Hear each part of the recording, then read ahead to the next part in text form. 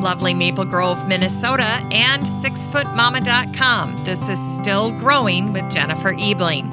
Still Growing is a gardening podcast dedicated to helping you and your garden grow. Hi there, everyone, and welcome to Still Growing, and thank you for listening. I'm your host, Jennifer Ebling. In today's show, I'm sharing my conversation about getting help tending your garden, and helping me with this episode is Jenny Prince of American Meadows. Are you needing to find help with your garden this year? Have you tried to find neighbor kids or local students to help you out? Over the years, I've worked with lots of kids to help me in the garden. And this year, with my upcoming surgery, I'll be needing help again. But how can you find good help? And what's the best way to train kids to help you in the garden? That's the topic of today's show. And it's all coming up after the Garden News Roundup. But first, I'd like to start out by saying thank you for spending some time with me this week on the show. I know that there are many options for podcasts out there, and I'm so sincerely honored that you're spending some time here listening to the Still Growing podcast. And if you have some garden friends that you think would enjoy the show, please tell them about it. That's the best way for podcasts to grow their audience. If you're looking for a deeper interaction on the subject of gardening, I'd love to connect with you in a deeper way. And the best way for us to do that is for you to join the Still Growing community. It's a private Facebook group that I host for gardeners of all skill levels and locations. In fact, there are gardeners from all around the globe in the group. And what I love is that it's not overwhelmingly large. It's a pretty small group. It's very intimate. And it's just a nice little group for listeners of the show who share a passion for gardening and have a curiosity to learn more. Plus, it's free and easy to join. So come hang out with us. Don't be shy. Even if you've been listening for a long time and you've never joined the Still Growing community, it's really super simple to be part of the group. All you have to do is go to Facebook and search for the Still Growing podcast group, and then just click to join. Or you can go to my website at 6footmama.com. That's the number 6, FTMAMA.com. And right in the main menu is a link to the Facebook group. So you can just click it there and then request to join, and I'll admit you into the group. And if you're listening to this episode and you like what you hear, you should definitely join the group. Not only are there great giveaways for listeners, but in addition to sharing news and conversations about gardening, I'm planning some fun activities for listeners of the show. And they are all designed with you in mind to help you and your garden grow. So if you're not yet a member of the listener community on Facebook, just go ahead and join for free. The next time you're in Facebook, just search for Still Growing Podcast Group, and our group will show right up. And while we're talking about the group, I want to make sure that I welcome new members. New members in the past week have included Nancy Shumway, Kevin Roberts, Jennifer Gould, Renee Coyne, Julie Hui, Heather Clark, Miranda Thomason, Chris Kuykendall, Sharon Jennings, Janet McKay, Susie Evers, Krishnar Otlingham, Sarah Shetler, Laura Gonzalez, Robert Hold, and Deborah Amos. Welcome, you guys. I also want to make sure that I recognize my listener advisory board. These are 6 women that agreed to volunteer for this position. It's a quarterly position where we connect weekly on a Zoom video call, and the ladies give me feedback on the show, and it's a way that I can stay very listener directed, and their advice and suggestions have been top notch, really surpassing my expectations. They've been really wonderful. So they are Beth Engel, Denise Pugh. Denise gardens in North Mississippi and is a contributing writer to Mississippi Gardener magazine. Amy Fairbanks Von Atchen, Patricia Chandler Newport. Patricia is the owner of Backyard Urban Gardens out of Kego Harbor, Michigan.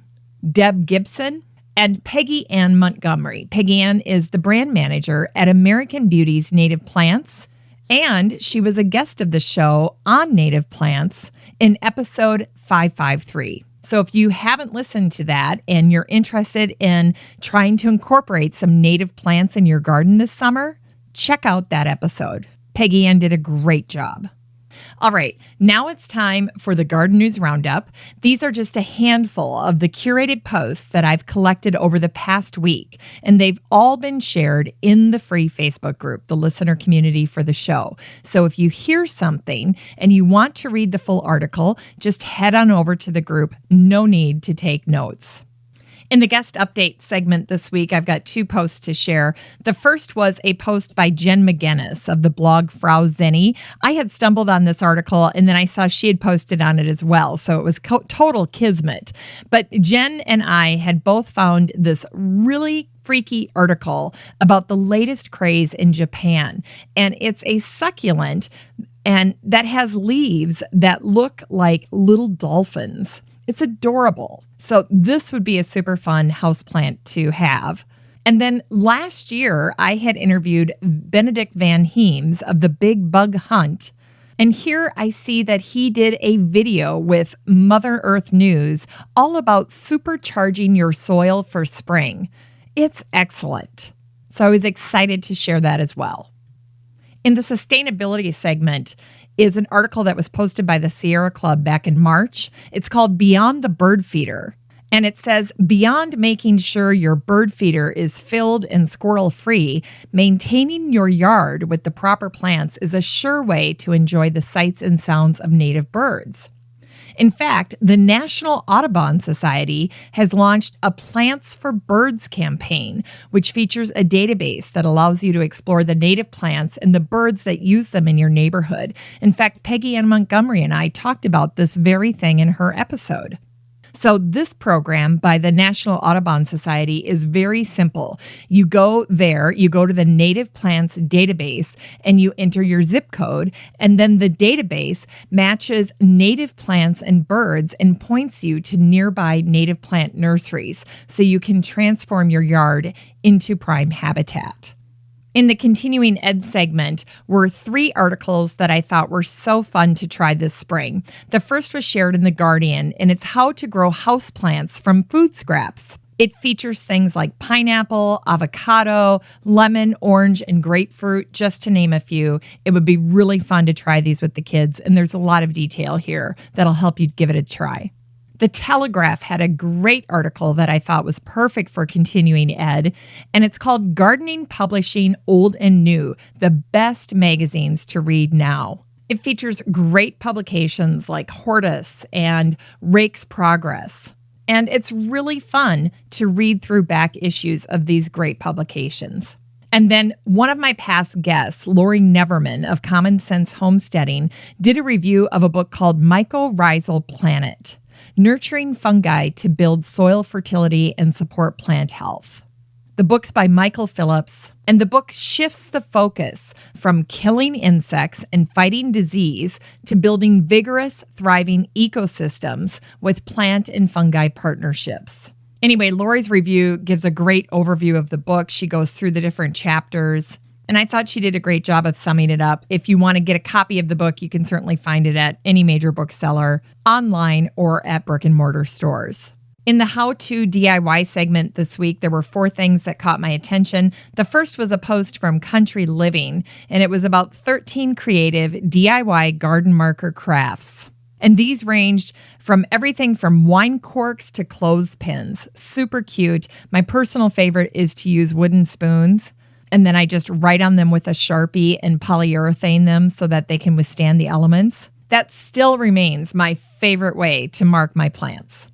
OneGreenPlanet.org had a fabulous article all about how to make a mandala garden.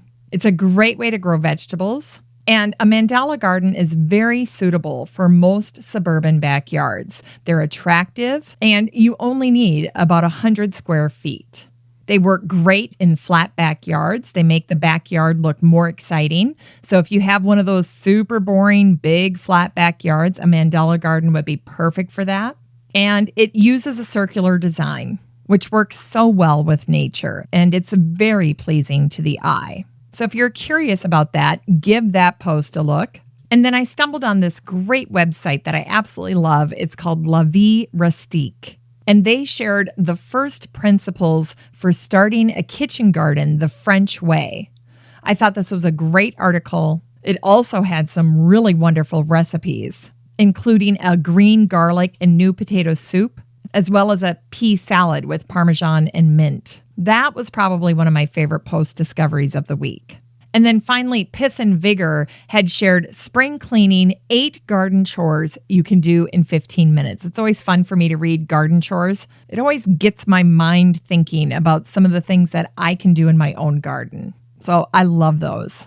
In the plant spotlight this week is one of my absolute all-time favorite spring plants, and it doesn't get enough attention. It's always underrated, and yet it's extremely exciting for people, especially when they first discover it, and that's lungwort. Lungwort is a classic cottage garden plant, and it just brings so much beauty to the spring garden because it's got these adorable sprays of flowers. And the blossoms are so vibrant. They're pink and blue and white. And the bees love these flowers. And it's such an amazing contrast to these mottled leaves. I love it. And I've got one spot in my front garden, the garden that I do for my neighbor, Miss Money, across the street. And it is so happy there. It just comes back year after year. And it's tough because it's right up next to the curb. So you would think, being in Minnesota, where the snowplows come through and pile on snow and salt, that this lungwort would not survive. And yet it is thriving in this wonderful little spot next to the curb. Anyway, it's a joy to have some lungwort. A lot of people aren't familiar with it, so when they first see it, they don't know what it is, but it's very captivating. I always say it'll just grab you by the heart, rip it out of your chest, and you'll be completely taken with it. You'll have to grow some. So lungwort was in the plant spotlight this week. In the news segment this week was an article I found out of the UK, and it's Battersea Roof Gardens. It's a 1,200-foot-long forest in the sky. It's a rooftop garden that has a fitness deck, a rooftop pool, and plants that cannot blow away in high winds. It's truly spectacular. It's one of the most luxurious rooftop gardens I've ever seen. The garden was designed by landscape architect James Corner. And when he was commenting on the garden, he said that the site is linear, so it's kind of long and stretched out. And he said that immediately suggested to him that he incorporate some sort of journey or pathway. And indeed, the garden is almost 1,200 feet long, so residents are able to wander from viewing point to private seating area, and then they can stop at the fitness deck for an exercise class or just stop to enjoy the forest and the sky. And there's plantings of maple and birch and aspen trees, and then some even have hammocks that are strung into the branches. If I ever get to England, I am stopping to visit this garden. Battersea Roof Gardens, and it was fun to share it in the Facebook group this week. And then Adrian Higgins last month wrote a compelling piece called Why I Want My Politicians to Spend Some Time in a Garden. And it actually focuses on Michael Heseltine. He's Britain's one-time deputy prime minister, who's remembered as the politician who toppled Margaret Thatcher. But less well known is his love of gardening. And the article says that he has done for horticulture what Winston Churchill did for Brook Lane. And they likened him to Ronald Reagan, who spent his downtime building fences and clearing scrub, because this gentleman spends his time in the garden. And of course, gardening is great because it teaches patience and humility and a deeper understanding of the natural world. It keeps you grounded. Weeds, algae, leaking ponds, and freak storms. It says all of these things take care of hubris. Anyway, I love this little post, and it was shared in the Washington Post at the end of March. In the Dream Guest segment this week are two folks. The first is Rich Santoro. He's known as the Bulb Guy, and I stumbled on an article of him opening up a San Jose garden, and Rich is a passionate gardener. I love that. And then Grist shared a wonderful article about Marianne Cuffone, who's known as the Fixer. She's an urban farmer who grows in tight spaces in Louisiana, in New Orleans. And in 2009, she built what she describes as a recirculating farm on a half-acre plot in the middle of New Orleans. So she set up floating rafts and towers to grow plants. She primarily grows tomatoes, cucumbers, lettuces, strawberries in closely packed various arrangements around hand-dug, rubber-lined fish ponds. And then water cycles between the pond and the plants so that nutrients from the fish waste fertilize the plants, and then the plants filter the water. Anyway, her work is super inspiring, and that's why I put her in the Dream Guest segment this week. In Science this week is a fun article all about bird nests. This was an article I found on the U.S. Fish and Wildlife Service website, and it's simply called Fun Facts About Bird Nests, and it's loaded with them. This would be a great article to read with kids, and it contains tons of fun facts, such as the ruby-throated hummingbirds have nests about the size of a thimble. Really cool information in this one. In the shopping segment this week, I stumbled on these indigo rose tomato seeds that you can get from seattleseed.com. And Josie Marin of Josie Marin Cosmetics absolutely loves these tomatoes. So these would be something to try. And then that wonderful DIY site I found called La Vie Rustique sells a year-round potager garden seed set. It's $36. And you can find her shop on her website. And this is a nice little seed starting set if you're interested in growing a kitchen garden this year. There were a number of posts that made it into the inspiration segment this week. The one that stole my heart was about gardener Rosie Bowes. And she talks about the evolution of her garden. And this was shared in The Guardian. And it was a piece that was written by Kendra Wilson. And she said, when we first visited, I couldn't see the kitchen garden, but I was desperate to have it. And I loved that quote because it talks about the importance of having a vision for your garden. And in one of my upcoming episodes, that's one of the things we're going to be talking about when it comes to garden design. You've got to have a vision. And then also in this inspiration segment this week was a video I stumbled on called How Forests Heal People. It's a great little video, and it talks about the magical healing powers of nature and how important it is to find ways to reconnect with nature through stories, films, and walks. Anyway, if you head on over to the Facebook group, I hope that you give it a look. It's a really nice video, and it explores the fascinating forests that are shared in the film and then the inspiring stories of healing from nature. It's actually pretty relaxing. And then out of Australia was another super inspiring piece. It was about an artist's magical garden, and the artist's name is Trisha October. This is truly a spectacular garden. Trisha has a passion for rare, cool climate plants. She's got tons of containers, tons of succulents, and the space is just absolutely brimming over with plant material. This one you have to check out. It's a great way to start your week. It's a great way to get inspired for your spring garden by looking at Trisha October's garden. Finally, there were 3 posts that caught my attention in recipes this week. The first was offered up by the Washington Post, and it says, cook your way through spring with these 5 main ingredients. It's by Julia Turshen, and it features eggs, rhubarb, peas, asparagus, and crab. Lots of great ideas on how to use these ingredients. Very inspiring. Then thelocalpalette.com shared a recipe for spring pea hummus. And you start by using 3 cups of shelled fresh English peas or baby butter beans, and you go from there. Oh my gosh, you guys, this looks so amazing. And then finally, Epicurious posted this great article toward the end of March, and it was simply called What to Cook for the First Week of Spring. Anyway, I thought these ideas were so great. I think you can use them all year long, but you'll especially enjoy them this spring with some fresh ingredients from your garden. Anyway, that's it for the Garden News Roundup this week. Just remember, you can find all of these posts in the Facebook group, the Still Growing Podcast group on Facebook. So no need to take notes, no need to try to Google search all of this stuff. It's all right there for you to just scroll through and read at your leisure.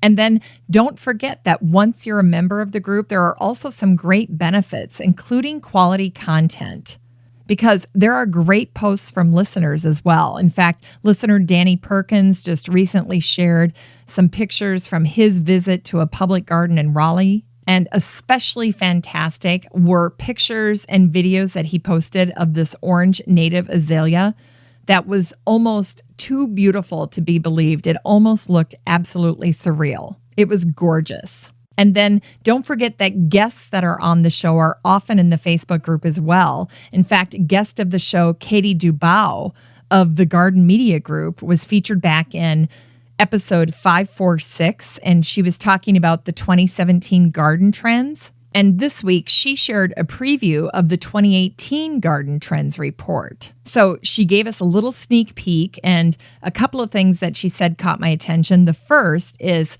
how moss is going to continue to be a key player in the garden industry in 2018.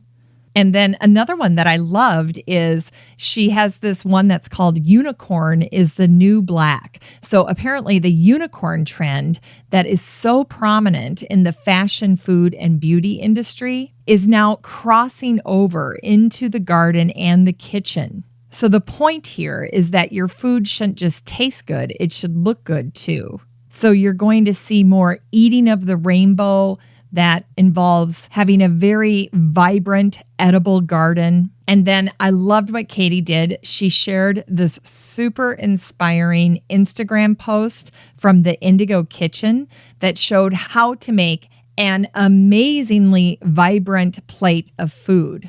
And one of the easiest ways to do it is to dye noodles using dyes from food like purple cabbage. And the picture she showed from the Indigo Kitchen was just absolutely amazing. The noodles are dyed blue and then purple. The plate literally has all the colors of the rainbow and totally embodies that unicorn trend. So it's super cool. In any case, head on over to the Facebook group, click to join. I'd love to see you in the group this week. Well, before I intro today's guest and the show for today, I have to tell you that my last 3 episodes I batch produced because I was anticipating that I was going to have my rotator cuff surgery and that this would be my first week back after having my recovery and hopefully feeling well enough to record a brand new episode. And here's what happened to me. I was completely set. I had the dog at the kennel. I had my cleaning lady lined up to come in a few extra times to help. I had my folks at a hotel so that they could help get the kids off to school. I had my house completely spick and span clean, and I was all set to have rotator cuff surgery and then have about a 6-week time frame in a sling and then begin the path back to health by the time June rolled around. And here's what happened. It's like 6:30 in the morning. My husband and I had gotten up at 5:30 and we're heading down to the place where I'm going to have the surgery, where I'm going to have the procedure.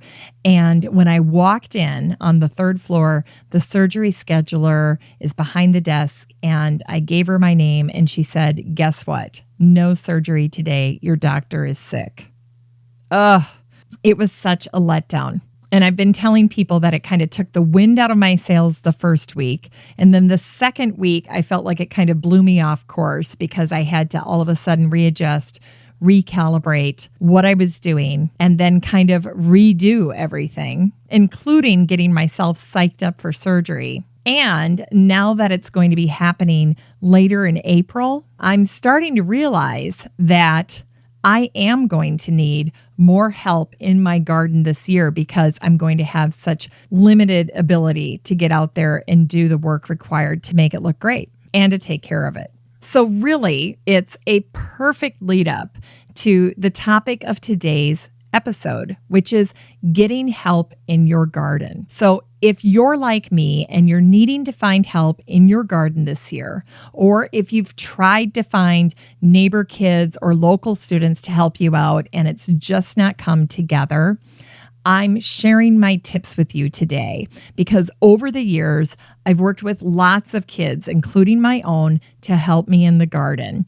And this year, because I have to have my surgery now at a later date, and it's going to put me smack dab in prime working time in my garden, I will be needing help again.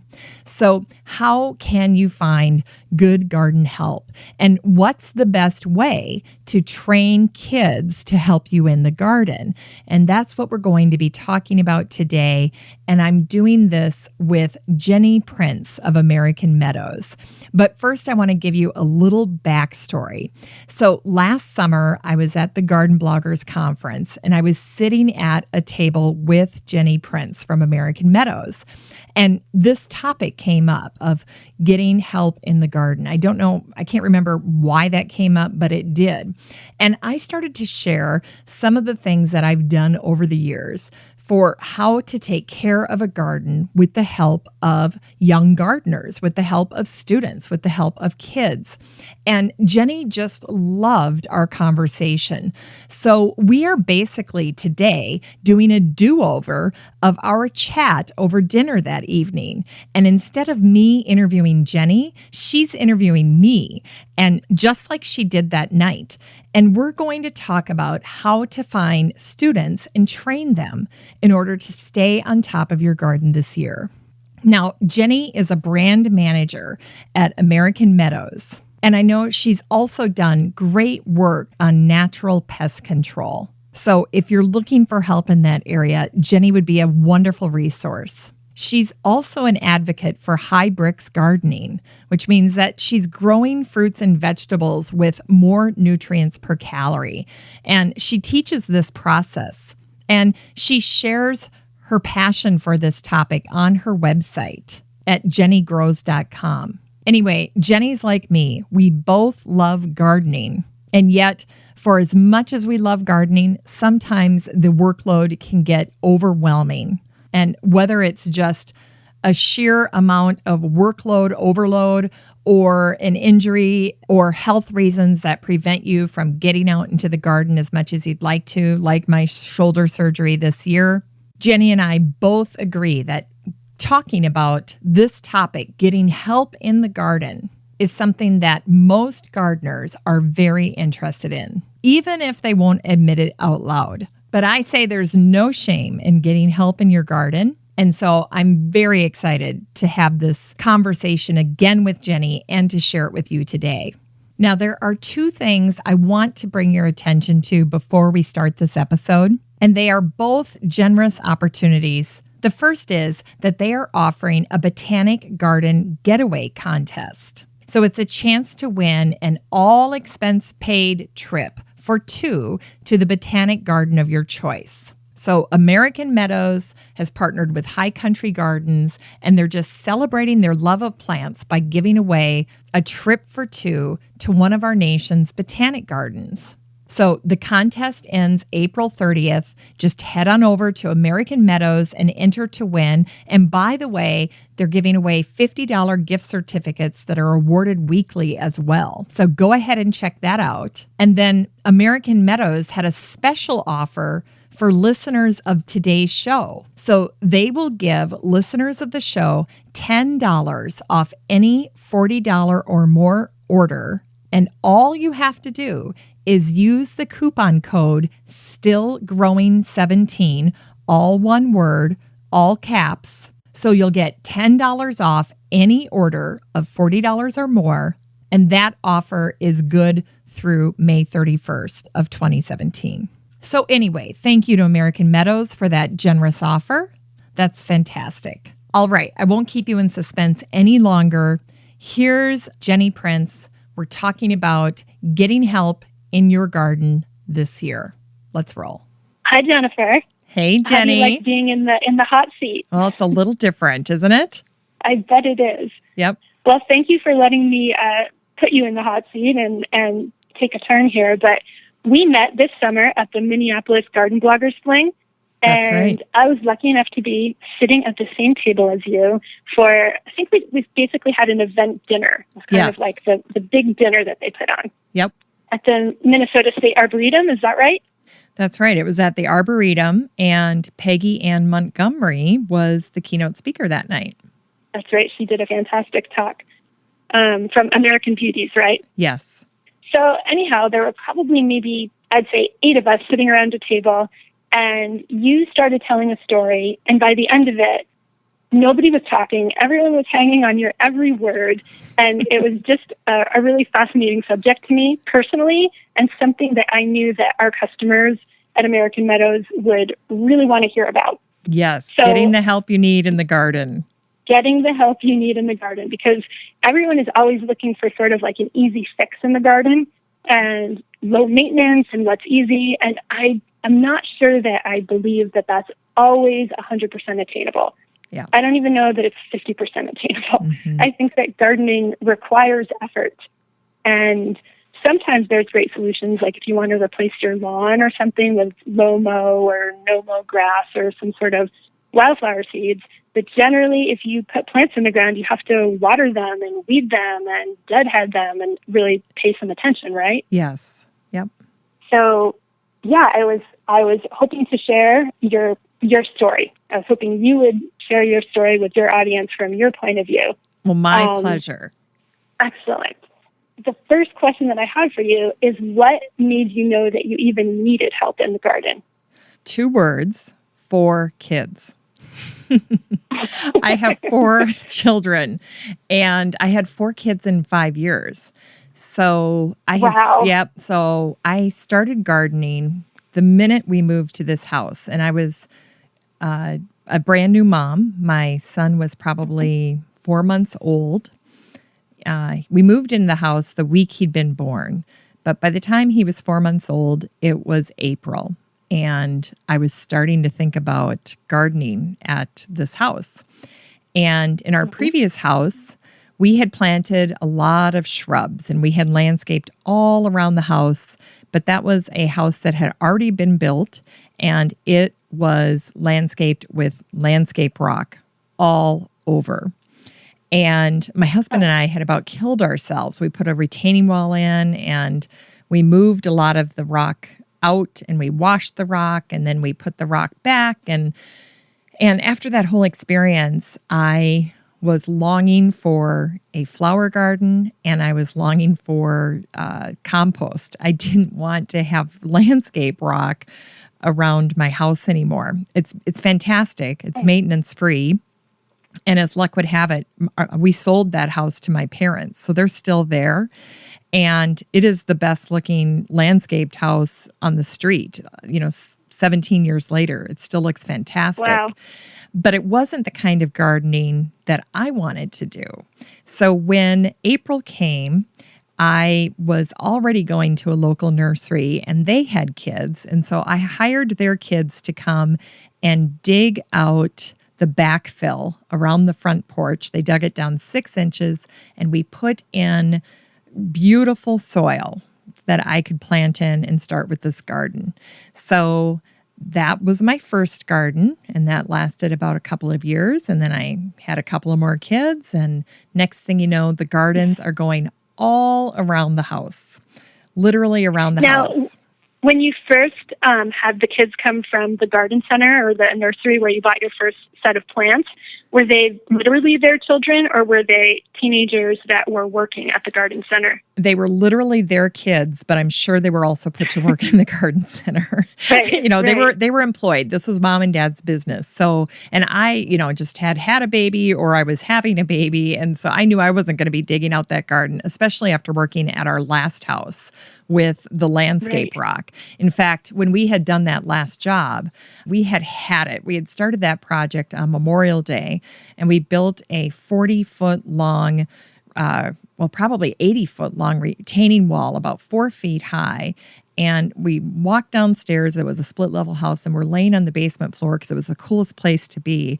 And I looked at him and I said, "What were we fighting about?" He goes, "I don't know, but I can tell you this. We're never doing something like this again. We're going to hire it done." And so I knew when it came time to dig that garden out, to dig that front bed in front of the porch. Just imagine a classic flower bed in front of a front porch, that I was going to have, kids or somebody come and dig it out, because I wasn't going to do it.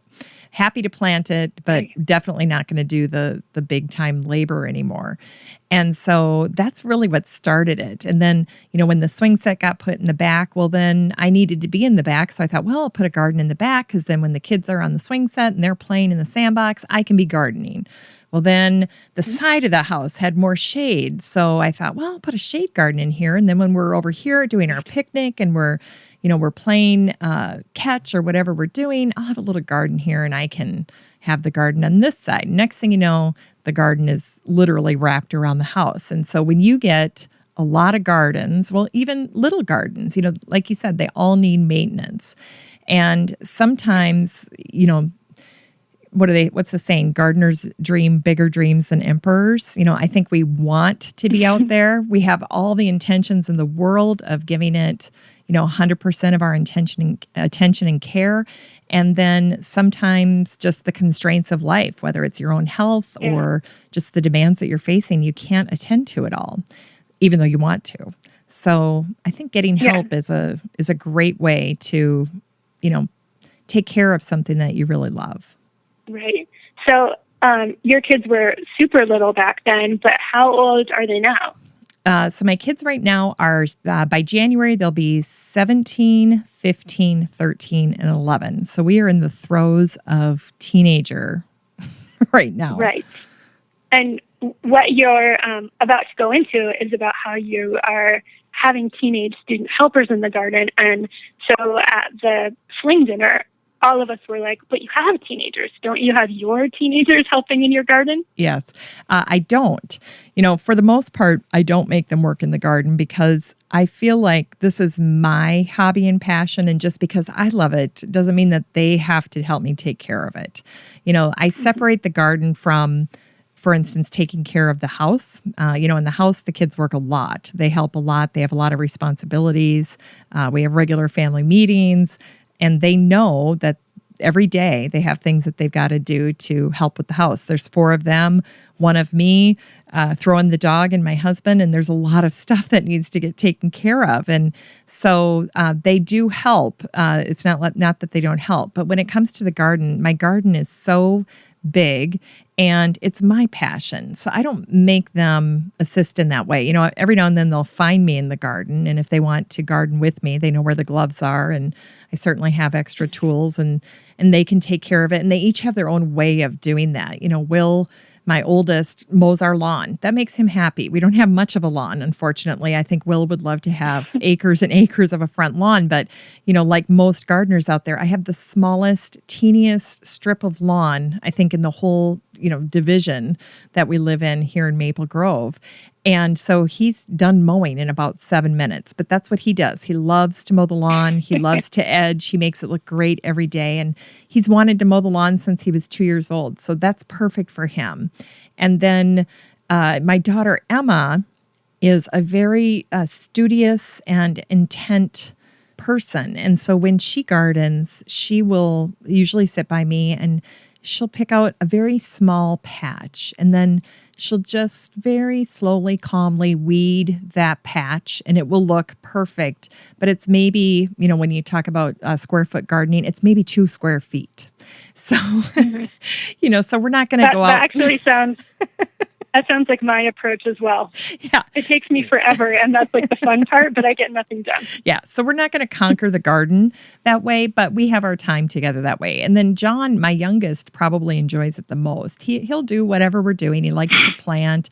He likes to harvest radish. He does a lot of different things out there, but he's, again, he's operating kind of at his own speed, and he'll lose interest. He's 11, so he likes it. I can see him being a gardener later on in life, but right now he's a little kid. And then PJ, my third, he likes it, and he likes that I have a hobby that I like. He constantly comments, "Oh, are you in your garden today, Mom? I'm so glad that makes you happy." Or, "Are you doing your podcast today, Mom?" So he connects with it, but it's not his thing. Basketball's his thing. So that's why I don't make my own kids take care of the garden, because it's my passion. So if I want it taken care of in a certain way, and I'm not capable of doing that with all the demands, then I knew that I needed to figure out a way to get help. Right. So the other thing I remember is that the very next day, which was a Sunday, we were all going to continue on some garden tours, but you weren't able to join us because you actually were hosting a garden tour at your house. Yes. So sometimes you have special occasion, probably need a little bit more help sprucing things up because it's an event. And I was reading on your blog that you actually are hosting every Friday night or every other Friday night small groups in your garden. Yep, I do small groups in my garden, and it forces me to, I guess, continue my own gardening education. I mean, the podcast is great for that because I feel like I can have little mini conferences that I don't have to leave the house, leave the kids. I can stay here, talk to an expert, and not only help others learn and grow, but help myself learn and grow. So I love that. But I also like to be in my garden with, friends and people in Maple Grove right here that like gardening. So I do evenings in the garden. I do a little series like that, and it's very small. I usually have 3 to 7 people most of the time, and we're doing everything from, doing a book club together. We did the Marta McDowell, All the President's Garden together. We're doing botanical Latin together. little far-fetched there, but we're trying these things, and it's life-giving to me. So it's fun. It's I don't do it every Friday, but it's a seasonal thing, and I'll pick a handful, maybe 6 different Fridays in the fall and 6 different Fridays in the spring and summer, and that's what we're doing. Mm-hmm.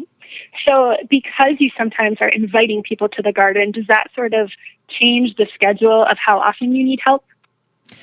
Really, when I look at getting help in the garden, I just base it off of my own availability and then the availability of the kids to come and help me. And I have a very fluid schedule, and they do too, because most of the kids that help me are in sports or different activities. I may see them once or twice in a year, and that's it. I may see them 10 times in a year. So it really depends. And it depends on my availability too, because, my own kids have camps and activities in the summertime, and then school hits and all of the schedules change again. So I think the scheduling tool that I use is a huge help for getting help in the garden. And, really it puts the onus on them, because if they want to work, they can look at the schedule and say, oh, Jennifer would like help on, Friday or Tuesday or Thursday. And if they want to sign up, they can sign up. And then I'll get a little notice, and it'll say, yeah, you got 2 of the 7 kids you invited are coming today to help you in the garden. And then I'll know, what I've got in terms of help coming to the garden. And what happens if it rains or something like that? Well, that's the other thing. I tell all the kids is, if you look outside your window and it's pouring rain, don't bother coming. Well, that'll work. And then they just go back and sign up all over again? Yep. They just go back and sign up all over again. Yep. Okay.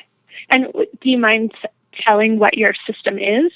I don't at all. So what I do is I use Calendly. It's a online scheduling software, and you basically go through and pick the times that you're available. So for student gardeners, I would do that, week by week or month by month, depending on, how much work needs to get done. And I'll say, oh, I could definitely garden on Friday. So Friday after school, if you want to come over here, let's garden from 3 to 6. And then I'll send that invitation out. And if they want to garden, they can. And if they don't have to. But when they sign up, I'll get a notice that says, Bob signed up. And then I'll know that he's coming. And then it automatically not only goes on my calendar, but it goes on his calendar. And the greatest part about it is that, let's say Bob has a test or Bob decides he wants to go up with his family for the weekend. Well, he can hit cancel or reschedule right there. And he doesn't have to call me. It's not a big to-do. It's just very easy to get on and off that schedule. That's really nice because I remember as a teenager, having to contact an adult and not be able to show up would have been mortifying. Yes. Yeah. And, I think for kids, kids need flexibility. Now, a lot of people are probably going, well, how do you ever get anybody to help you if there's this amount of flexibility? I think the key for me has been to cast a wide net. So I will tap into, I used to be a piano teacher for years, and then I got to know people in the community. And so now that those kids are older, I can, tap into kids that I know are good kids. And then I'll always say to them, hey, do you have a friend? Do you have anybody else that you would know that would want to, maybe help me out in the garden a couple of times? And what they'll do is they'll refer their friends. And next thing you know, I'm blasting this out to, 10 people. And nobody likes to work alone. And I prefer it if they're working in teams because they get more done. So for the most part, when I send, the calendar out on the days that it works, I'll usually have, 2 to 4 kids coming over so that, the work gets done, what is it? Many hands, happy work kind of a thing. So, yeah, so that's the approach. So it's kind of clear to them that, you're sending it to everyone, but you're looking for X number of bodies to come over that day. Yeah. And I think, that's usually, if someone's going to start helping me in the garden, that's usually how it happens is they'll show up with a friend and then I'll say, hey, nice to meet you. Definitely, welcome. Great to see you. I always ask them to bring their own garden gloves. That's the only thing they have to bring because I have all the tools and the equipment. But, gloves are tough. So they have a basket in the garage. They keep their gloves there if they want, or they can bring them with them. But they can, bring their own gloves, and then they get trained and certified in different areas of the garden as they're going. And especially when they're working with, someone, it just makes the work go faster because they can kind of group coach each other, and I don't know, there's just greater sharing of knowledge and time together. So it goes really fast. They get a lot done. Yeah, I was a farmhand for a few seasons, and that synergy really just makes everything so much more enjoyable. Yes. In contrast, I've got a lot of friends, that try to hire a high school kid to work for them. And invariably I'll hear, this just isn't working out. They can't come when they work, they're slow or they don't get it done right. And they're just overall kind of dissatisfied. So I think my approach is different. I don't lay it at the feet of one person. I don't lay it at my own feet. It's a lot of work. So if I'm going to get help, I think it's just much more fun to break it into a manageable level of tasks, and spreading it across a group is what works for me. Now, you said that they get trained and certified? Yes. Is that what you called it?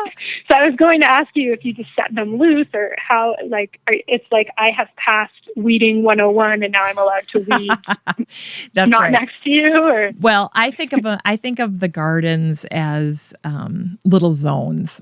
And really, I suppose I've attach them to the sprinkler zones around the house because I have 5 zones. But that, once they've gardened in a particular zone, they know all the things that happen in that zone. In this area, you've got to watch for creeping Charlie. In this area, we do more weeding. In this area, there's fountains that have to be maintained, and here's what that looks like. So, the first step would be training and certifying them in weeding, for instance, in this particular bed. And I'll train them on, here's what you're looking for. I don't just go out there and say, hey, weed. I actually go there with them. I'll pull it. I'll have them smell it. I'll have them show me where else it is. Show me where else it is. Where else do you see this weed? We talk about how weeds camouflage themselves because weeds are survivors. So they try to look like the plants that they're growing by. And so, that's a fun game to play with them. Or, I'll take the opportunity to teach them about other plants. So for instance, this is mint. It's got the square stem. We talk about editing. So I always train them to step back and think about, when you're decorating the Christmas tree and you're putting the lights on, and then you stand back and you squint to try to see, okay, where's a spot that I'm missing the lights? I have the kids do the same thing in the garden. I'll say, stand back and now look at that garden and, what looks shaggy? What looks like it's a thug and needs to come out? What looks too big? Or what looks too tall? And those are the tips that I think really help them, because when you're training them to use their own good judgment, and everybody has good judgment, then I think they become not only good helpers, but they're future gardeners. They're people that are going to garden. And I can tell pretty quickly if they're going to be gardeners. I love that, because it's like, they're not just there to work. It's like you just gave them some buy-in because they're part of the decision-making. So if it looks good, then they were part of that, and they can kind of have a little ownership of the good outcome. Yeah, absolutely. The other thing that I mentioned briefly was fountains, but that happens to be the area of the garden that I think the kids fight over the most, because they get trained and certified in fountain repair and maintenance. So this sounds crazy, but I buy almost all of my fountains on Craigslist. And then and then I get them home. And fountains are great because everybody gives up on fountains eventually. They can't keep the water going. They can't figure out how to replace the pump, or they can't get the pump to work right. And it doesn't matter if they've spent $100 or $1,000. If the darn thing isn't working and it's not bringing you joy, they're going to sell that baby on Craigslist sooner or later because it takes up a lot of space. And so I love getting, fountains, and we live in Minnesota. They eventually crack, or, something happens to them. So, every couple of years I'll get a fountain, but, I probably have 7 or 8 fountains, around the house, different fountains. And so I have a toolbox that's full of, fountain parts. And I teach the kids all about drip irrigation. I always tell them it's just like Legos, and we go around and they learn all of that. Well, if there is an opportunity to work with a fountain, or, weed or prune or something, I tell you what, they're going to be fighting over the fountain work. That's what they're going to want to do. They get really passionate about it. But, it's exciting to them. They learn about, repairing fountains. They learn about how water, because all of my fountains are automatically refilled by the irrigation system. And so, for instance, they learn that when you bring a drip tube up to a fountain and you're going to put it into that basin so that the fountain can refill, the drip tube cannot be submerged in the water, because what will happen is after the irrigation system is done filling the fountain, there's a suction process that happens. So the minute it's done filling, you'll walk by and say, oh my gosh, it's great. It's all filled. It's fresh water. It looks fantastic. And then 2 minutes later, you're going to walk by and all that water that was just in there is going to be gone. And you're going to feel like you're losing your mind. But what's happened is there's a suction in the line. And when it's done filling, that suction kicks in. If that tubing is submerged below the water, it will literally suck it all back out, just like a straw. The kids know that if they're going to bring tubing to a fountain, it has to be somehow attached to the edge of the fountain so that it can't fall below the water line. So, they learn about zip tying it to the pump, or they'll stake it next to the edge of the water feature, or sometimes we snake it up inside and go way high with it and then just let it hang out there, because the water, when it pours out, will just, trickle down, kind of fountain down, irrigate down. So, they're learning all those little tips, but they, it's more than just, I'm mindlessly weeding. They have to think about these things. They have to troubleshoot. If tubing is wrecked and we're out of tubing, well, we got to go to Home Depot and get more tubing. Let's bring a sample of that, clip a little bit off and, here we go. So I've got a lot of little tricks and techniques and things that I teach them about drip irrigation. And I think that's why they like it. It's math, it's critical thinking skills, and, that's exciting for them. It's more than just coming over to weed. Yeah, and it's cool to know stuff. So like having a little bit of training and becoming an expert in something, even if it's just fountains. Yes. Like, especially when there's a group of kids there and you're an expert on something, it's got to feel kind of good. Oh, it does. And then I always tell them, now you bring that back, you bring these skills back, and you do something nice for your mother with this. Get her fountain working.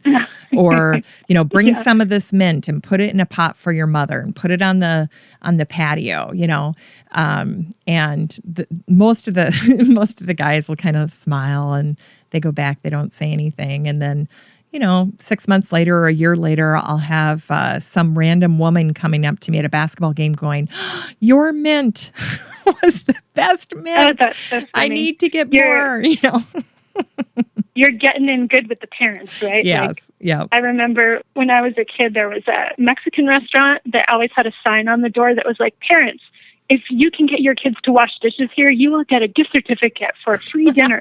Yes. Yeah. So how do you handle it if a kid is just not helpful? I don't run into that too much, but every now and then, there's somebody that's either just not a fit or, they're not working. They're just not working hard.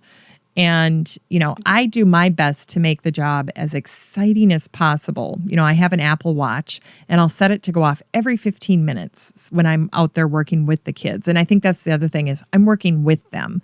So I don't have the kids in my garden just completely unsupervised doing whatever. I'm with them. I'm, working beside them. I'll go from one group to the next, or I'm getting something ready for the next task. But every time that watch dings, I'm switching tasks. So you're not in an area weeding for an hour. We all get tired. You get tired eyes too. I mean, there'll be a weed right in front of you and you won't pull it because you don't even see it anymore. So I love doing, 2 teams of 2 where one team will work in an area and then I'll have another team rotate through. Okay, go through that area one more time. Do you see anything that they missed? And invariably they do because, that's just the way it is with gardening. Things hide or one thing that I'm very attentive to, you might not be, but you're attentive to other things. So you're getting all those good skills, kind of being cross-applied. I had one instance where I had a student gardener that had showed up, and just right off the bat, I knew that it probably wasn't going to be a good fit. He arrived barefoot. That's an issue because you can't be barefoot in the garden. And then the first couple of times that I assigned him to work with one of my best student gardeners. So I knew that he was going to be side by side with somebody who is just a great kid. And every time I came to, change tasks or talk to him about a new project, he's sitting down and the other kid's doing all the work. And so that day when that wrapped up, and, I usually have very short bursts. So they'll work maybe an hour or maybe 2 hours, maybe 3 hours tops. So it's short bursts of time. It's not 8 hours at a stretch. They get tired. They have commitments. Nobody wants to work like that anymore. Kids just can't do it. They've got, demanding lives. So it's a short burst and it just wasn't going to work. And how I handle that is they don't get an invitation back. So It's not, I don't need to have a conversation. I don't need to, make a big production out of it. It's just, nope, that's not going to work. So, and if it's, somebody's friend, then I'll say, well, you know what? I just don't think it's a fit. But if you have somebody else that you think would be a good fit, let's try them. Well, you're diplomatic. You have lots of mom experience. So I think you handle it well. Yeah. I think from being an old HR person, I guess I'm a believer in that. When you're hiring people, you want to hire people that are already bringing things to the table. basic good things like work ethic and integrity, attentiveness, things that it's just who they are. So if I have to train those in addition to irrigation and weeding and all that, it's just, so for me, I do look for those things. And I will a lot of times send a message to the parents and I'll be like, I loved working with your son today. Every time I gave instructions, he's got great eye contact and he's smiling and nodding. I know he understands what I'm asking him to do.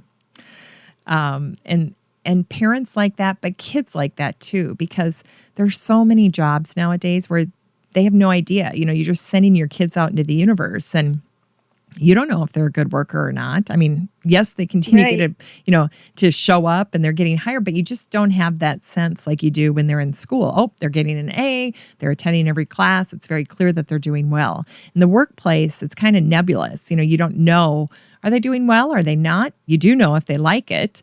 The thing for me with having the kids sign up is I'm assuming that they like it because otherwise why sign up? Right. And also, the parents, it's probably really nice for them to know that their kids are appreciated. Yes. Not just that they're being treated fairly, but that someone's noticing that, they're doing a good job. Well, they like that, it's a safe environment. They like that they get coaching. They're learning something. They're learning life skills. They're learning how to work together. If we got to move a big boulder and there's 4 kids on the property, they're going to have to work together, or it's kind of rock, paper, scissors. Who's moving that boulder? But somehow it gets done. So they have to learn a lot of different things. I think when I talk to the kids about what they appreciate most is, number one, they always leave here knowing that there's going to be a schedule coming out. So they never leave here thinking, oh man, am I ever going to see her again? And I think that sometimes happens when you're trying to help someone in the garden. You have this big marathon day and then you never hear from them again, or you hear from them again in 3 months. That doesn't happen here. I'll say, oh yeah, I'll put 2 hours on the schedule in 2 weeks, or, definitely come back on Saturday. I'm in a garden tour, that kind of a thing. So they always know when they're coming back. And then the other thing is they always get feedback from me. So they never are doing something in the garden and not hearing back from me about how they're doing. They're getting constant feedback. And it's not just at the very end, after 3 hours of working. It's all along. So it's, oh my gosh, you guys did a great job in this area. Who pulled the biggest weed? Or it's, wow, look at that fountain. Everybody whip out your phones, take a picture of it, show your parents, show them what you got working today, and then send me the picture, because I like to have pictures of my fountains working too. And, we don't always have our camera out. That's the other thing I'll do is at the end of their shift, we end always 10 minutes early, and I'll say, get your cameras out. You've got to go take 20 pictures in the garden. I don't care what you take a picture of. You can do, close-ups or wide shots. Sometimes I'll have to say to them, everybody take wide shots, because sometimes everybody will just take close-ups and then all you're seeing are like these huge flowers, taking up the entire picture, and you have no idea where they're coming at. Or where they're from in the garden. So sometimes I'll say, make sure you do like 10 pictures of close-ups and 10 pictures of wide shots. I remember one time I had this guy, sweet little guy, and we had been loading up the garbage can all day with different, garbage from the back, and he opened up the garbage can and took a picture inside the garbage can. And I said, okay, I don't need to see that. Let's not do that. So let's just focus on the garden. So, they're kids. If you give them instruction, they will sometimes follow it so to the letter that when you get back, what their work product is, you just have to laugh at yourself, because it's clear that you haven't been clear enough. One time we were doing fall cleanup, and there was a bunch of hockey boys that had come over. This was like a total one-off thing, but I needed some fall cleanup done, and these 4 hockey boys were available that afternoon. I said, fine, come on over. So I told them, I said, I want you to go in the back along the fence, because I never get this bed cleaned out in time in the spring, and then I've got stuff growing up, and I got stuff I should cut down. It's just a disaster, and I want that fence line cleared off. So I said, I want you to take everything to the ground. Take it to the ground.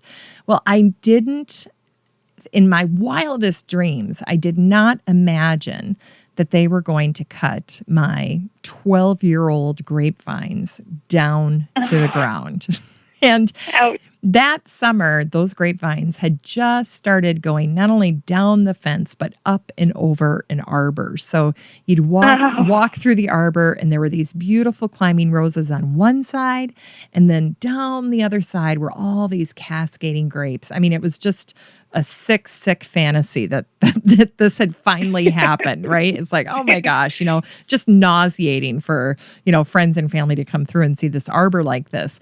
Well, I'll be darned if I didn't come down and look at that back fence line, and it was all taken down to the ground, including all the grapes. They were gone.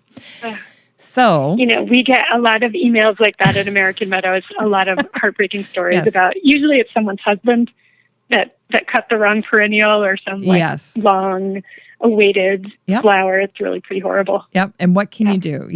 It's like when you have a babysitter and you ask the babysitter to throw a load of laundry in, and your favorite shirt's in there and you don't realize it. And then you come back and they did the laundry, and your favorite shirt is, the size of a postage stamp. There's not much you can do. Right. I mean, you just kind of, you kind of want to cry, and then you kind of laugh because you're like, okay, hey, it's it's that I'm holding that mirror up. That's exactly what I told them to do. They did exactly what I told them to do.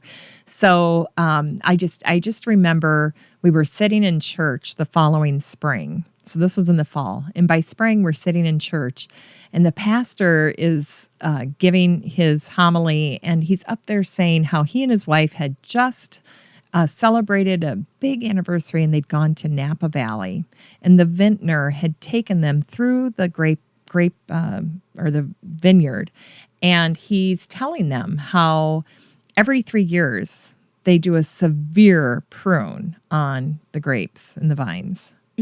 And I'm sitting there, I'm going, oh, really? And this vintner had apparently told them that the grapes will come back even stronger. And I'll be darned if that's not what they did.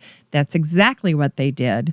And so here it had taken me 12 years to get them to go up and along the fence and then up and over this arbor. I mean, it's like 40 feet distance that these vines had traveled.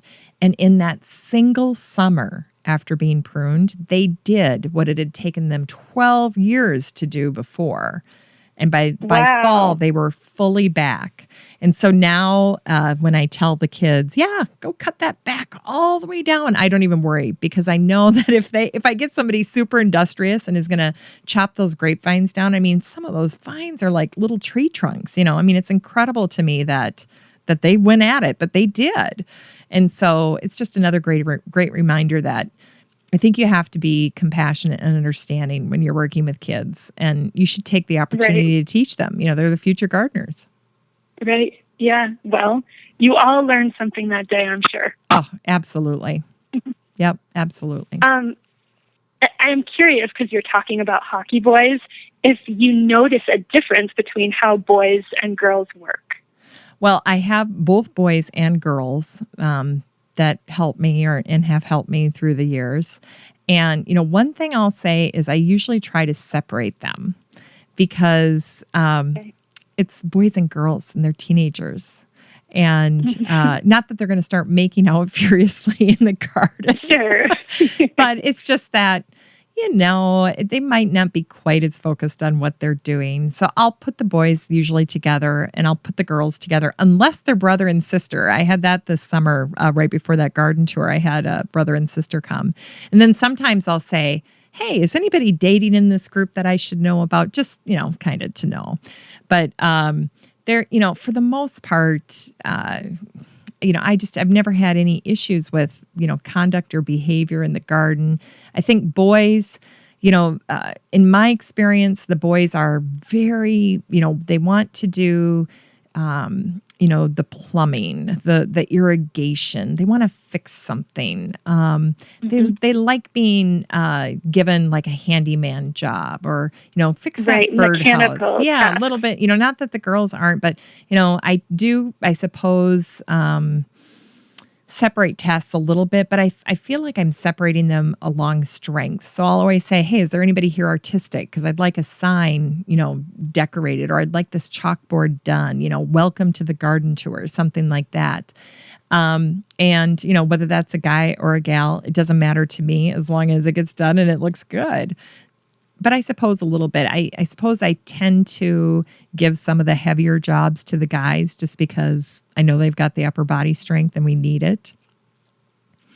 So one time I bought a planter, a cement planter that has a solid concrete base that is probably 3 to 4 feet in diameter and about 3 to 4 feet tall.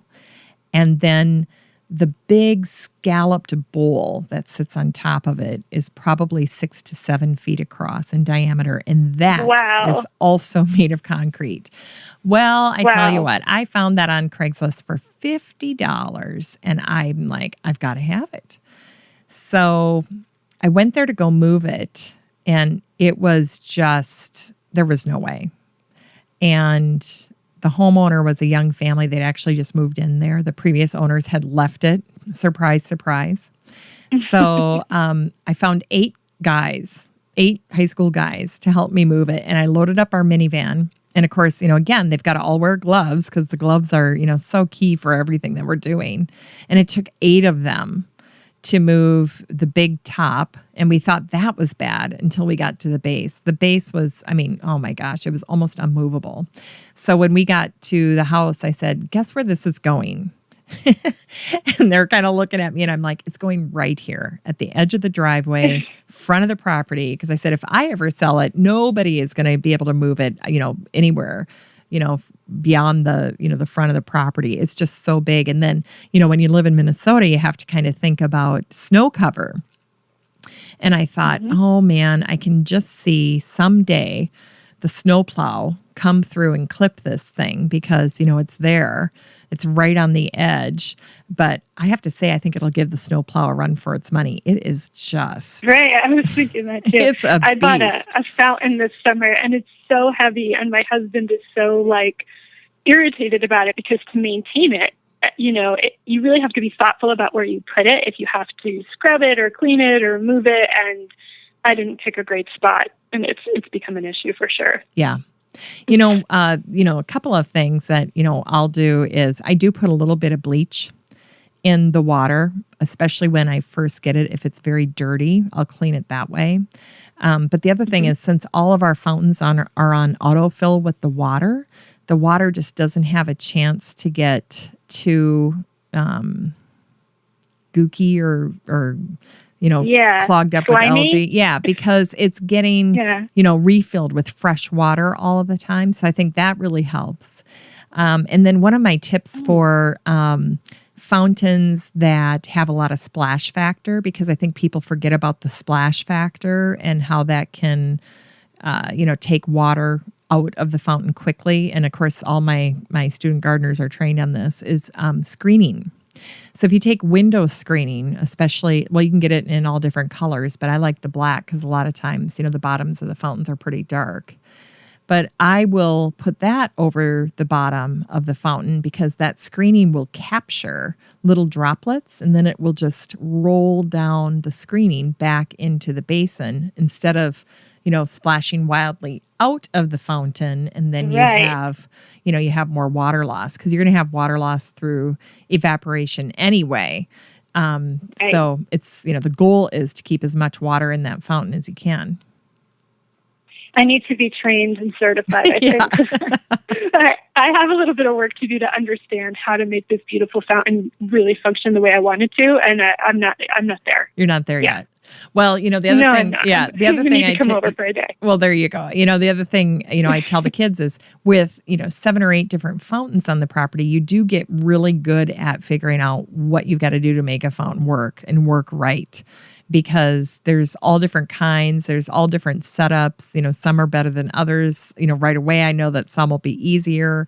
So it just really depends on, what your fountain's like.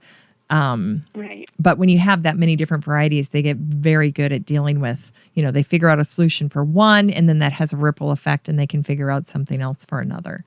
Yeah, it's my first one, and I'm hooked. I want more, but I want them to be easier to maintain because somehow it's just not, Like I just want birds to drink from it, and it's so beautiful when they do, but then somehow it's like not strong. It's not, the flow is not as strong anymore, or it got a little slimed up and the birds aren't there. So what's the point? Yeah.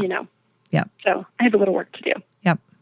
So the big fountain moving story, or the planter moving story, sounds like a pretty big deal. And my next question was going to be, what's the most amazing thing a kid has accomplished in your garden? But that maybe is it. Moving a 2-ton cement planter might be the most amazing thing.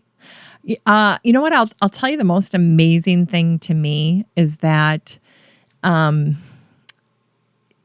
think it's when I can leave and they've worked with me enough times that they can take care of the garden as if I were there. Because I can leave and come back, and the things that I've asked them to get done, and they get done the way that I would have them be done. And that only happens if you're out there working side by side with kids over time. So even though I may only see someone, 6 times in a summer, if they've worked with me 6 times, and then, let's say I have to take someone to basketball camp and I need XYZ done, well, they're trained and certified, and they're given that autonomy to go and do that task.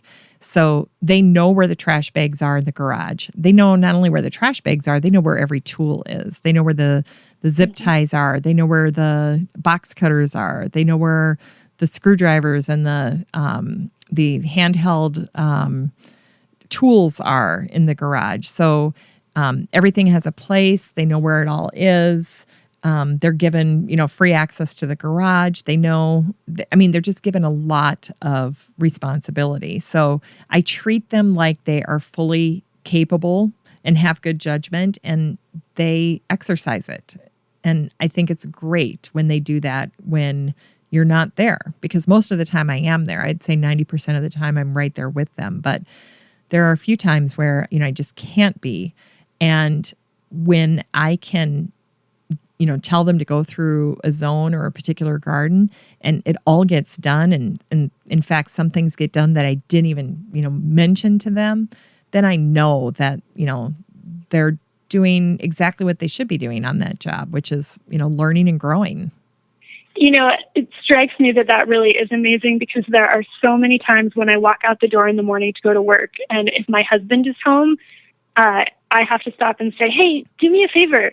Don't garden today. Like, I don't want him to go in the garden when I'm not here, because it's never a great outcome. Yeah. So I can appreciate that if you could just leave a teenager in your garden and know that they were going to do exactly what you would do, it would be a really kind of a godsend when you're desperate for help.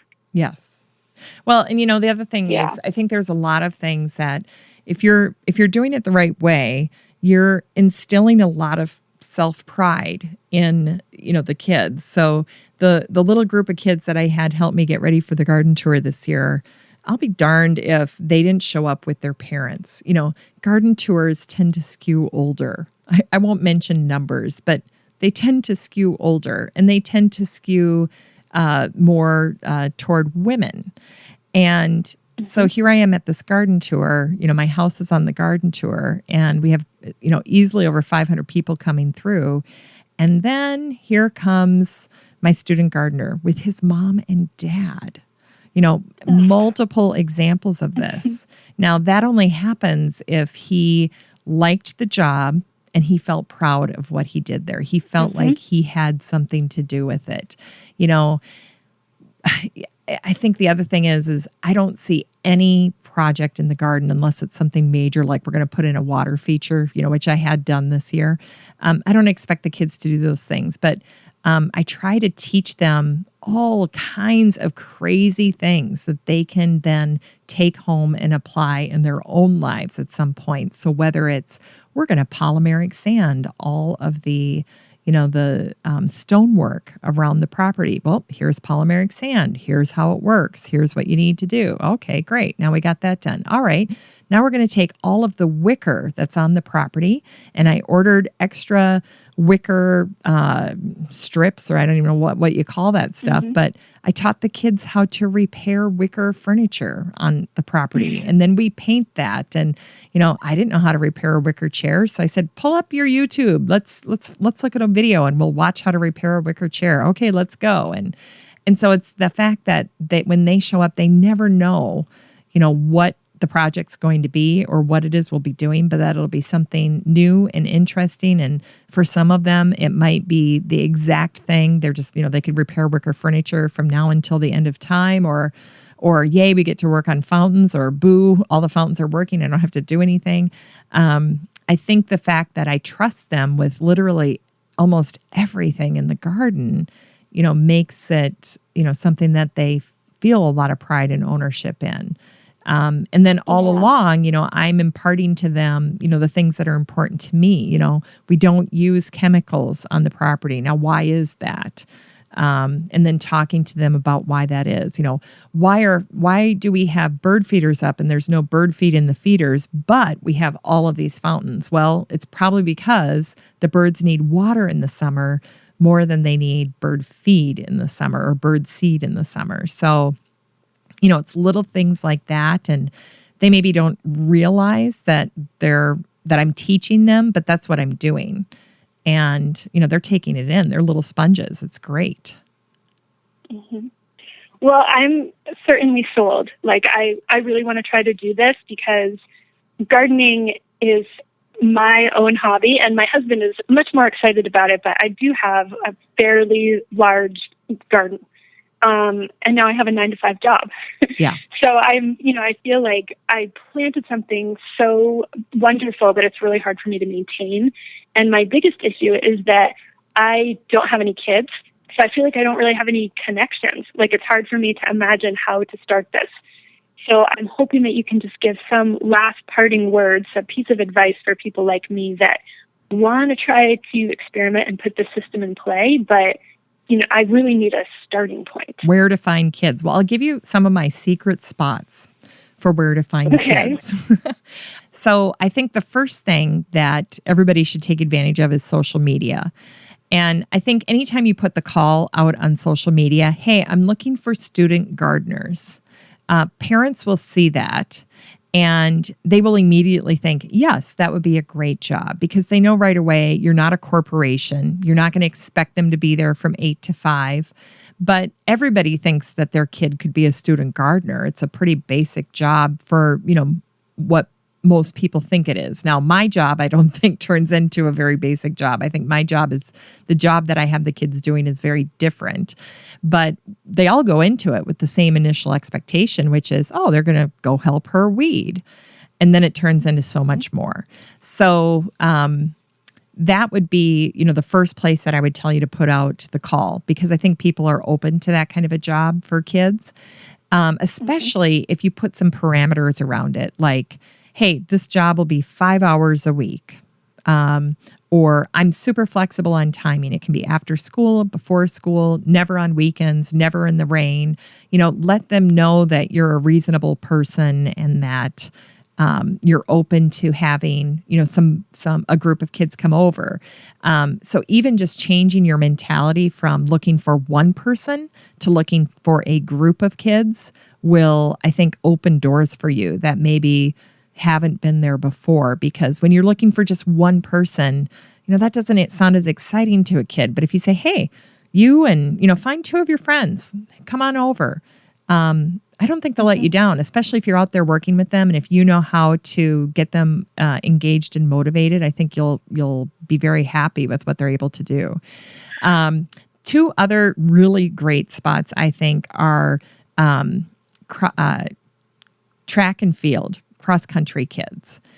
In my experience, they are, I don't know what it is about cross-country and track and field kids or Nordic ski kids, but they're not in the big demanding team sports like basketball, football, soccer, lacrosse.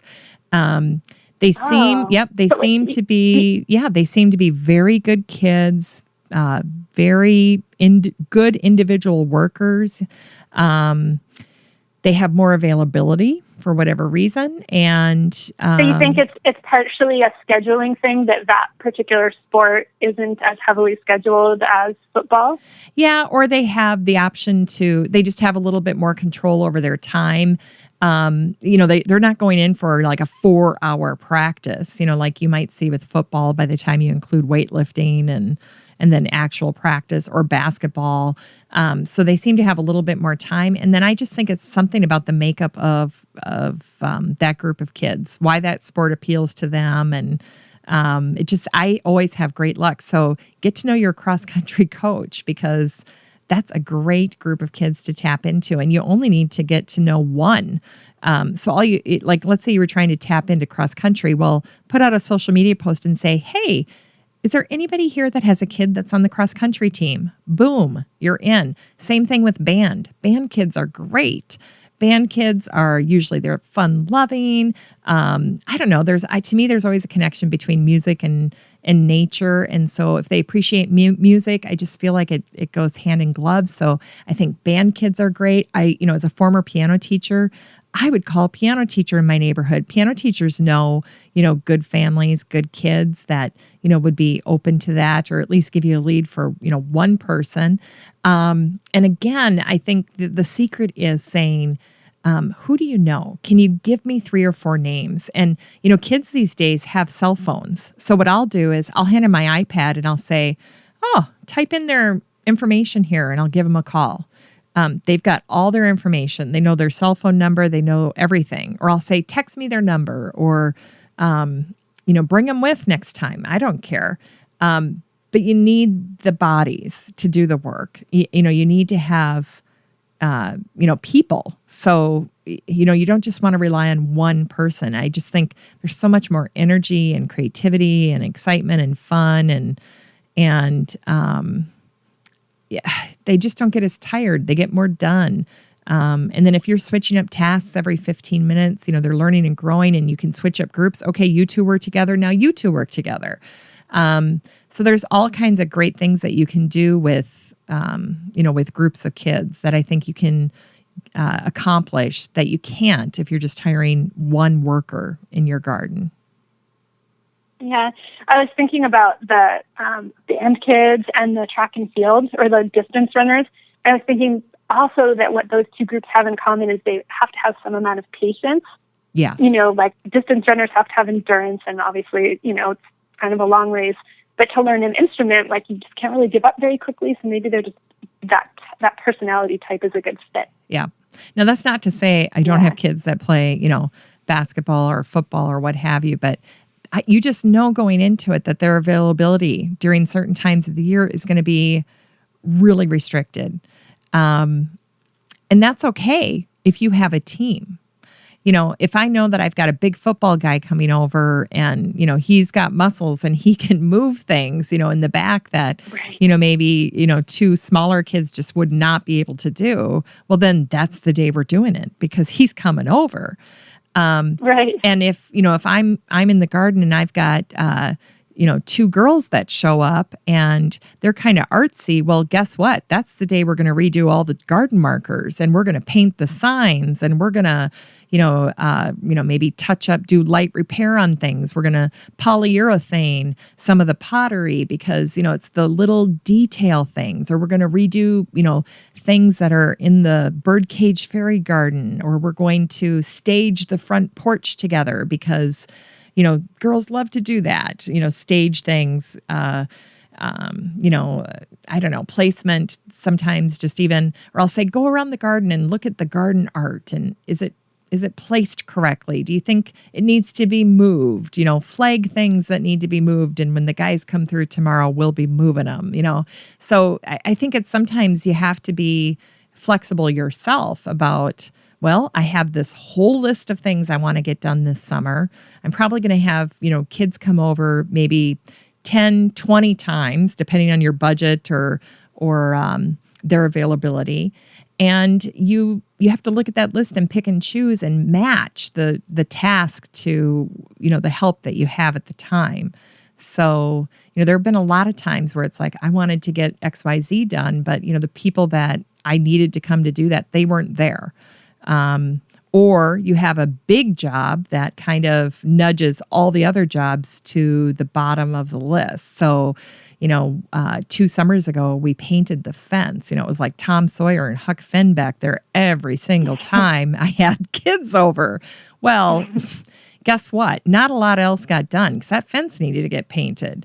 So, and I'd rather have the kids come and have them do it than have to go out there and do it myself or hire a painting crew and then get on a waiting list because it's hard to get painters. They're usually 2 months out. And so, I think it just depends. I think you've got to be flexible. I think you've got to match tasks to kids and, get creative and no limits. They can do anything. And they'll be delighted if you give them a job that, their own parents probably wouldn't give them because they think, oh, they're not ready for that. They can't do that. So if you push that envelope and you open that door for them, a lot of times, they'll come back and tell their parents, and it's like a dose of cold water in the face to the parents saying, wow, they're capable of this. I had no idea. It didn't even dawn on me. I went to one of the kids' graduation this summer, and the mom looked at me and she goes, I was jealous of you because you were doing things, with my daughter that I was waiting to show her how to do. And then I realized I'd waited too long. So, go for it. I think people surprise you. Yeah, I think you're right. I find this also fascinating, and I'm just so grateful that you were willing to talk about it because, like I said, I'm definitely going to try to pull it off myself, but I'm also excited to share this with the American Meadows audience and our customers because we, as of yet, haven't really talked about stuff like this, but I feel like most gardeners, there usually comes a time when you just need some help. It might be unexpected. It might not be that you planted way too much like I have. It might just be that everything's rolling along normally and then something comes up and you have to go out of town or, you can get behind and it can snowball. Yeah. And I just love this as a great community-minded system for, getting the help you need, but also meeting teenagers and, like you're doing, really teaching them something and making them learn. Yeah. I don't know. I'm a fan. Yeah. Definitely. Well, and I have a lot of friends that try to get help in the garden. And like I say, they've been discouraged. But I think the way that the difference between doing it this way with a group of kids and the approach is the difference between surviving in your garden over the summer or thriving in your garden over the summer. And I'll give you a great example because I was a master gardener for Hennepin County for a year before I realized I just didn't have time, with the 4 kids. And so, but to this day, I'm still on their listserv. So I'll get the requests for, volunteers. And I tell you what, it's every couple of weeks, there is a former master gardener or a master gardener knows of someone that just needs help in their garden. They need help weeding. They need the basics. They've gotten sick or something's happened. And this happens to everyone. They don't even know where to go to find help. And if you are waiting till that day to get help in your garden, then it is a really big deal because nobody knows where anything's at.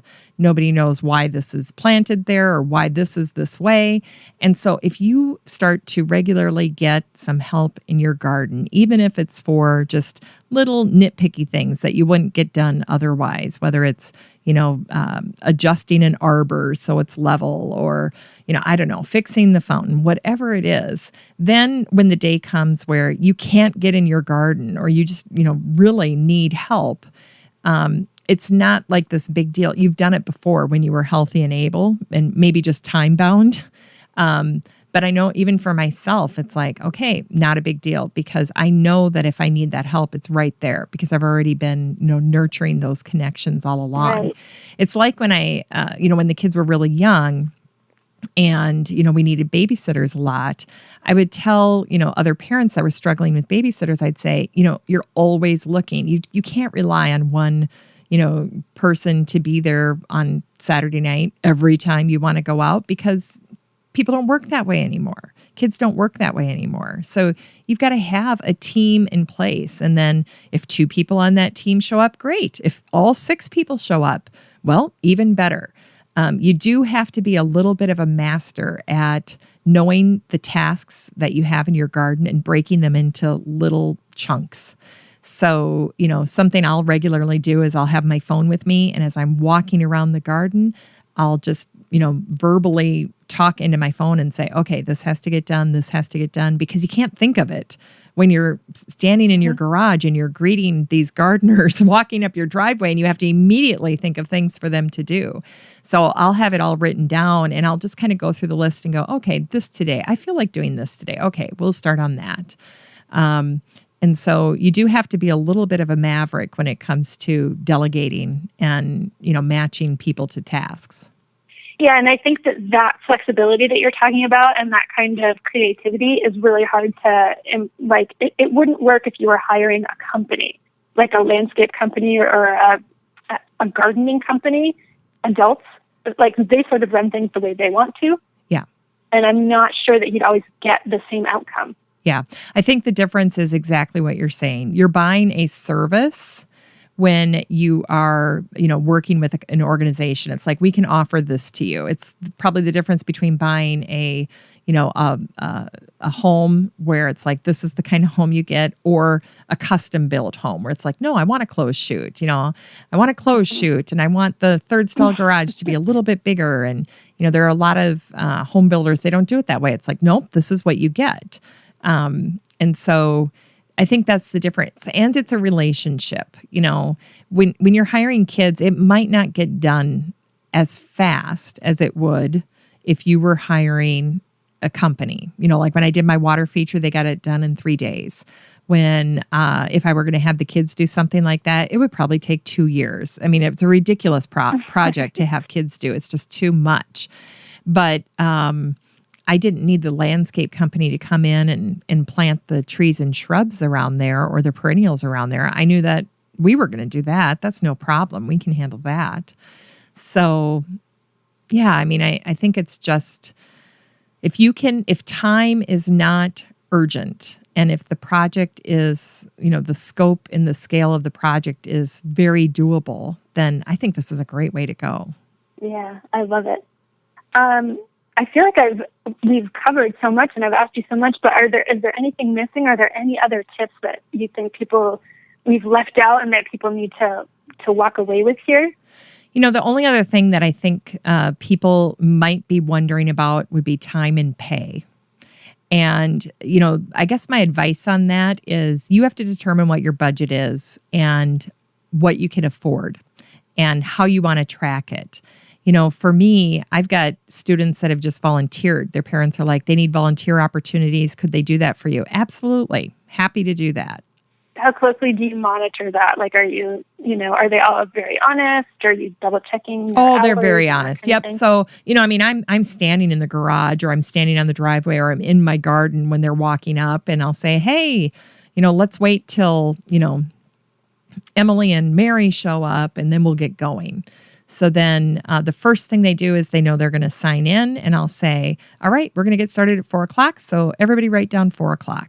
And then don't forget, my Apple Watch is going off every 15 minutes. It doesn't have to be an Apple Watch. It can be any watch. But I think if you have a timer going off every 15 minutes, it's a good reminder to you that you either need to be checking on what's going on, or you need to be changing tasks.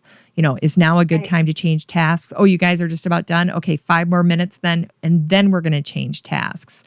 And then the other thing, the great thing about the every 15-minute, reminder going off is that in those last 15 minutes, things need to happen for you to feel good about what happened. And the 2 things for me that need to happen is, 1, everything that got dragged out to work in the garden needs to get put away. So And that's also a good reminder too, that if you're going to have people working in your garden, you have to have enough tools for them to work in your garden. So I love the garden rockers, those little garden chairs. They're fantastic. So guess what? I have 6 of them. Because whether it was for me or for me and my own kids, if we were going to sit and work in the garden together, or for me and the workers, everybody's got a chair. So I'll say, go grab a garden rocker and go grab, a digget. Diggets are my favorite garden tool. So I'll say, go grab a digget. I got 6 diggets and they're all numbered on the handle. So they know that when they start and end, there better be 6 diggets, 1, 2, 3, 4, 5, 6 in that, place, that bucket where we put those diggets. And all the garden rockers need to be by the basketball hoop because that's where we keep the basketball hoop.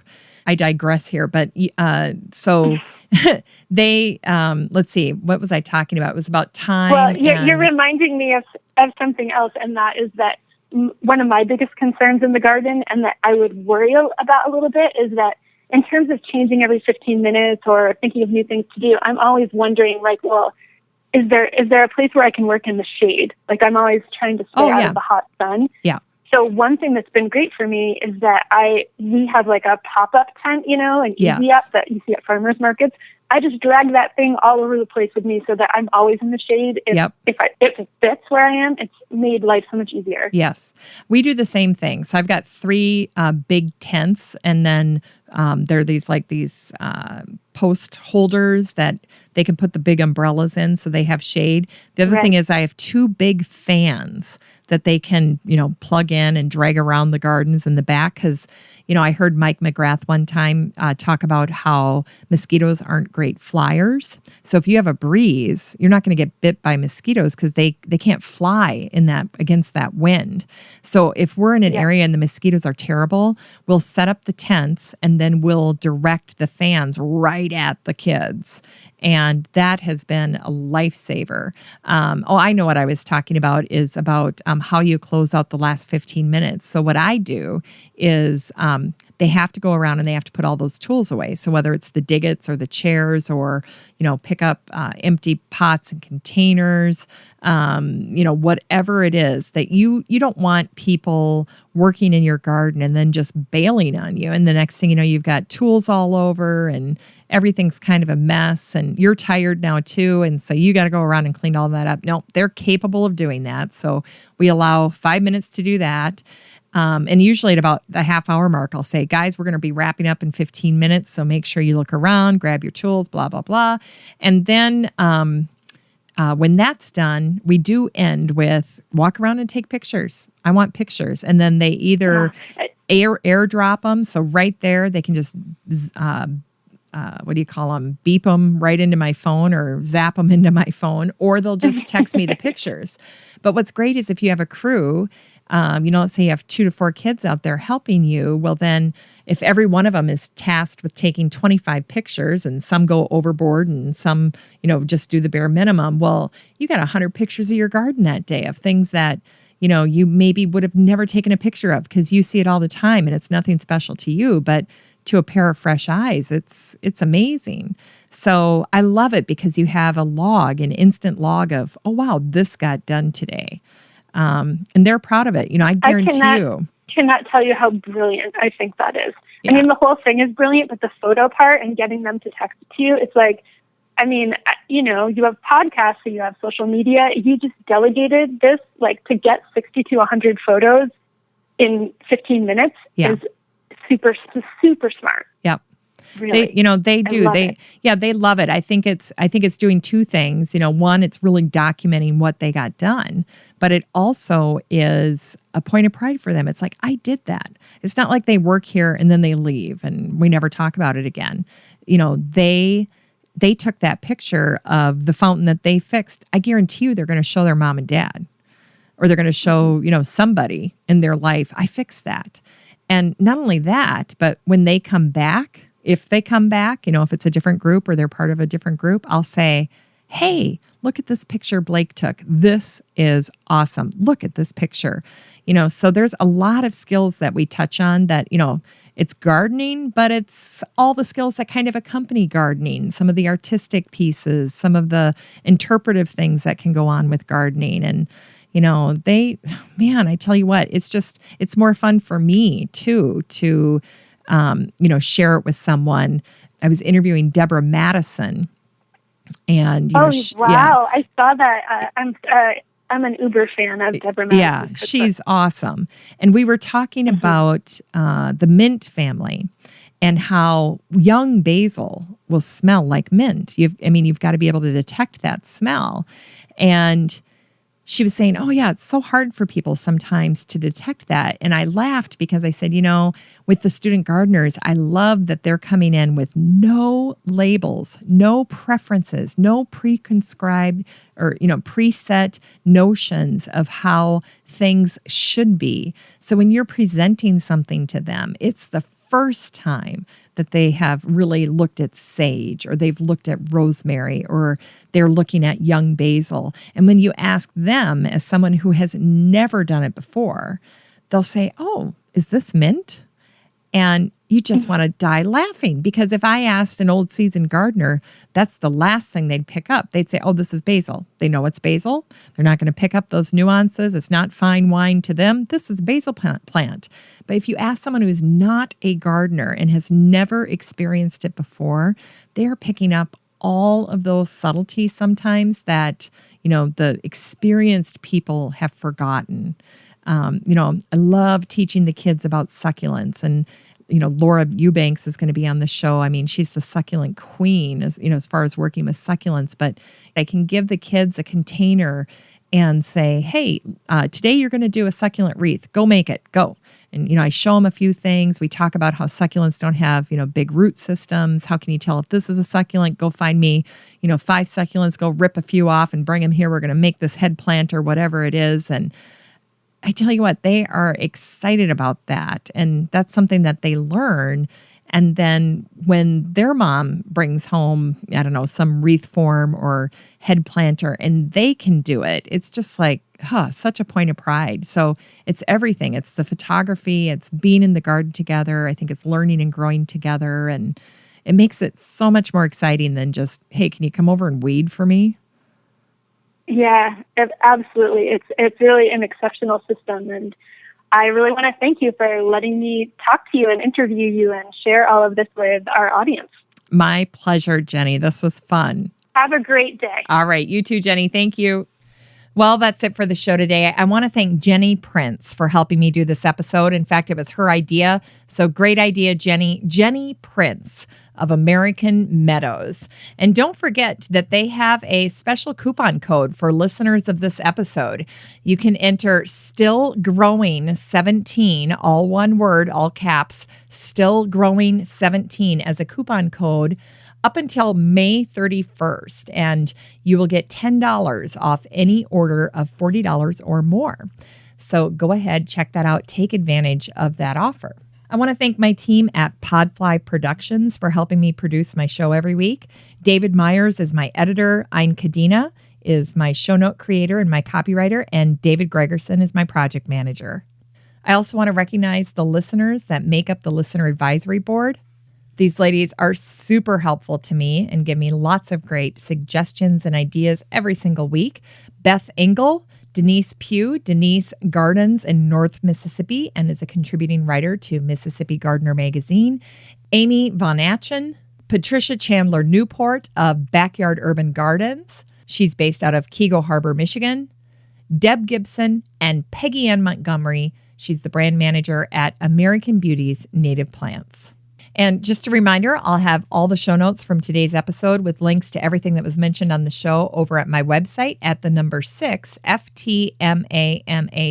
That's 6footmama.com. And while you're there, you can check out the Facebook group. There's a link to the Facebook group in the menu at the very, very top. And so just tap on Facebook group and the group will pop right up. If you're in Facebook and just want to see if you can find it on your own, just type in Still Growing Podcast Group and our group will pop right up. Just request to join. You'll be admitted into the group. I'd love to meet you in the Still Growing Podcast Group on Facebook. Well, and I'll take 1 second and give you a quick garden scouting report here from lovely Maple Grove, and that is that my forsythia on the driveway is in bloom. It just happened overnight and it looks tremendous. So I'm going to bring some cuttings over to my neighbor And don't forget to do that. You can take cuttings of your spring flowering shrubs and bring some of that beauty indoors. It fades all too quickly.